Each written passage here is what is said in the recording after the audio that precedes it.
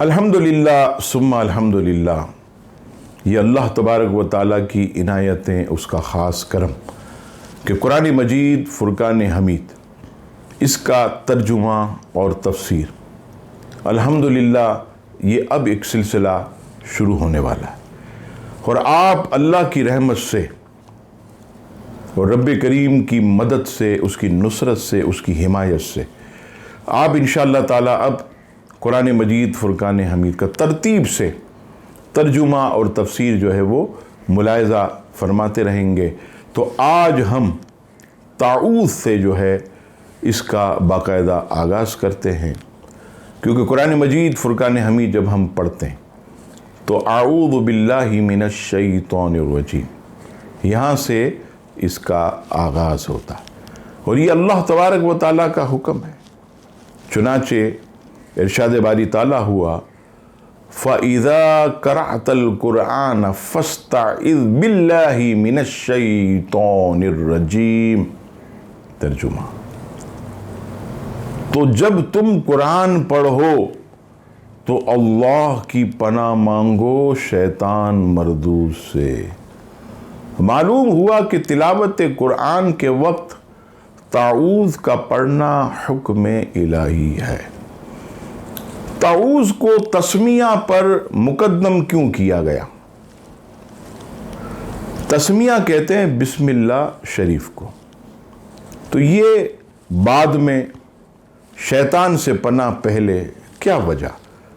تلاوت سے پہلے اعوذ باللہ من الشیطان الرجیم پڑھنے کا حکم اس لیے ہے کہ یہ اندرونی پلیتی یعنی ناپاکی کو دور کرتا اور زبان کو قرآن مجید کی تلاوت کے قابل بناتا ہے۔ جس طرح نماز سے پہلے وضو ضروری ہے، نیز اس کے ذریعے بارگاہ الہی میں حاضری کی اجازت طلب کرنا۔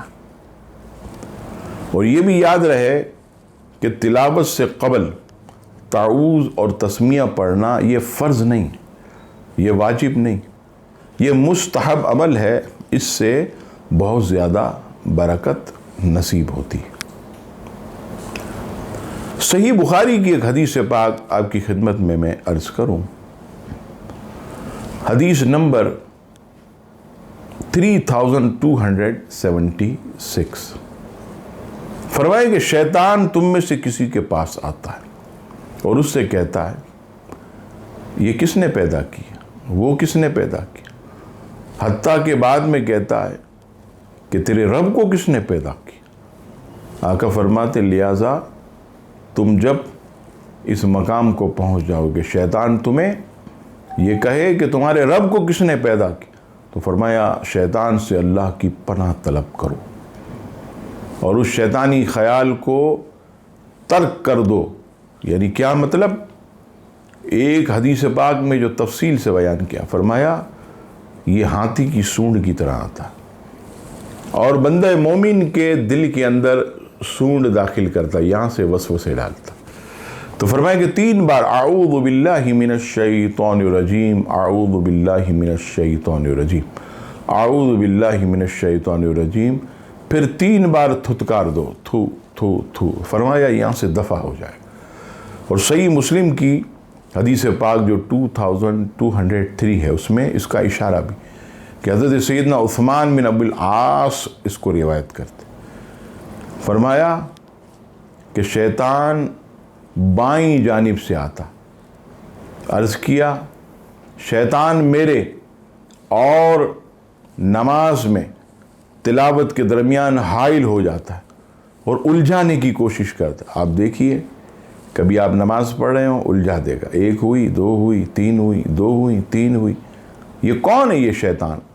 نبی پاک علیہ السلام کی مبارک بصیرت دیکھیے، آپ فرماتے ہیں کہ یہ خنزب، اس نام کا یہ خبیث شیطان جو تمہاری نمازوں میں خلل ڈالتا، تمہیں نمازوں کے اندر الجھا دیتا، تو فرمایا کہ جب یہ تمہیں نماز میں الجھائے اور ایسی صورتحال پیدا ہو تو فرمایا اللہ کی پناہ مانگو اور 3 بار الٹی جانب تھتکار دو۔ یعنی جیسا میں نے عرض کیا کہ یہ یہاں سے آتا ہے دل کی طرف سے، اور خوب وسوسے، گندے خیالات. آپ جانتے ہیں کتنے مسلمان ایسے آتے ہیں، نمازیں چھوڑ دیں، مولانا صاحب گندے خیال، ہم بستری کے خیال، اللہ کے بارے میں خیال، حضور علیہ السلام کے بارے میں، ازواج مطہرات کے بارے میں. تو خاص طور پر جیسے ہی نماز ختم ہو، نماز میں یہ عمل نہیں کر سکتے، سلام پھیرنے کے بعد 3 بار اعوذ باللہ من الشیطان الرجیم پڑھیں، تھو تھو کرے تو یہ خبیث جو ہے وہاں سے دفع ہو جائے گا. اب آئیے صحیح مسلم کی ایک اور حدیث پاک، حدیث نمبر 6646. 2 آدمی بارگاہ رسالت میں گالی گلوچ کرنے لگے. ان میں سے ایک کی آنکھ سرخ ہونے لگی اور رگیں پھولنے لگی. آقا کریم علیہ السلام نے فرمایا میں ایک ایسی چیز جانتا ہوں اگر وہ تم کہہ دو تو جو کیفیت ہے یہ ختم ہو جائے گی.